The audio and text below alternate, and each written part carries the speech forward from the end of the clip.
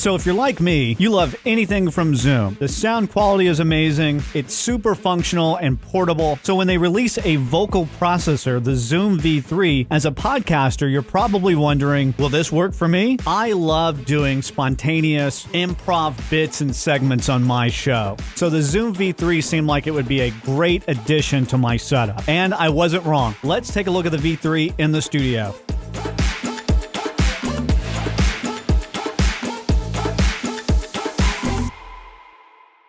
So right now I have the V3 hooked up to our system here, and I'm actually running my mic through the processor, but I'm bypassing the effects with this effects off button, so it's really handy here.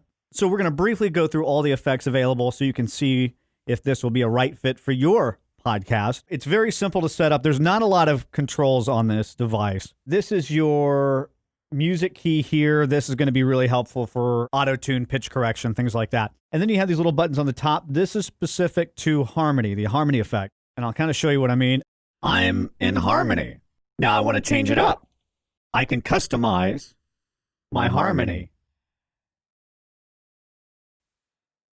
Next, we'll go to the talk box. Testing 1 2.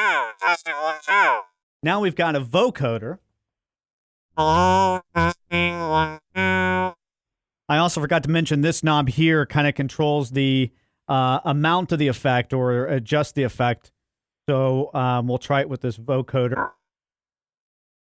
Testing 1 2. Testing 1 2. Testing 1 2.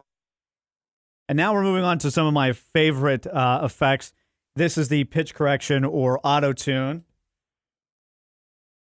And again, you can use this adjustment to adjust the auto tune octave. This raises or adds an octave to your voice. This is unison. Now, this next effect, I'm not sure what you would ever use it for, but it's there if you need it. It's the whistle effect. That's literally all it does. Here's another pitch correction. Testing 1 2, testing 1 2. Distortion is exactly what it sounds like.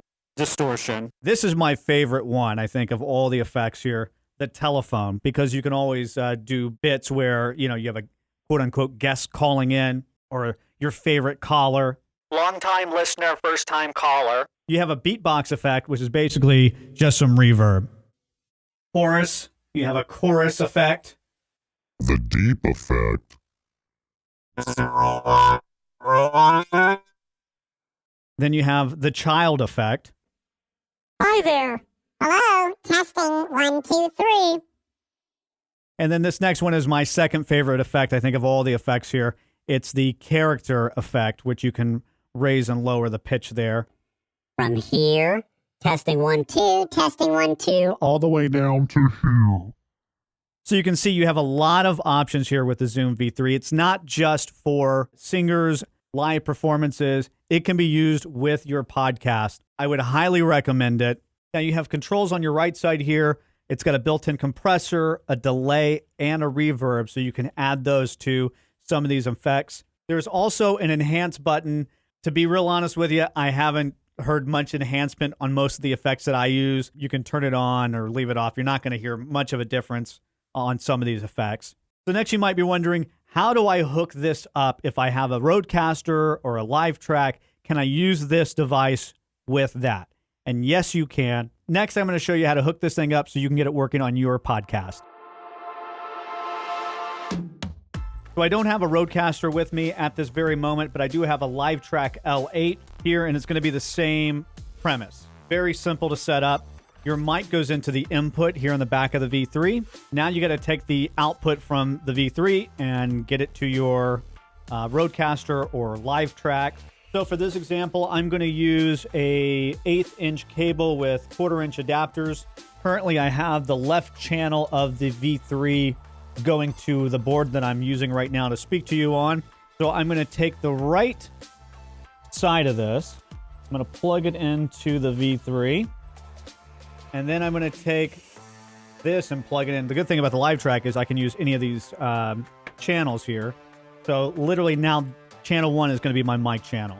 Now, if you're using a Rodecaster, it's going to be the same exact setup, except you're going to remove the adapter and just use the 1/8-inch plug-in because they don't have a 1/4-inch input on the Rodecaster. A couple of things to note. This does not come with an AC adapter, so that does not come in the package.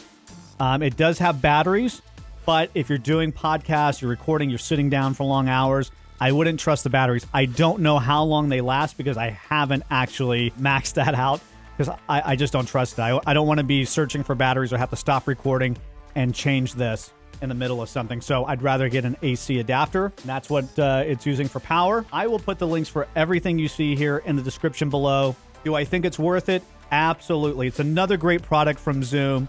They're always knocking it out of the park. Don't forget to like and subscribe. We plan on bringing you a whole lot of tips and tricks to help you make your podcast sound amazing and have fun doing it.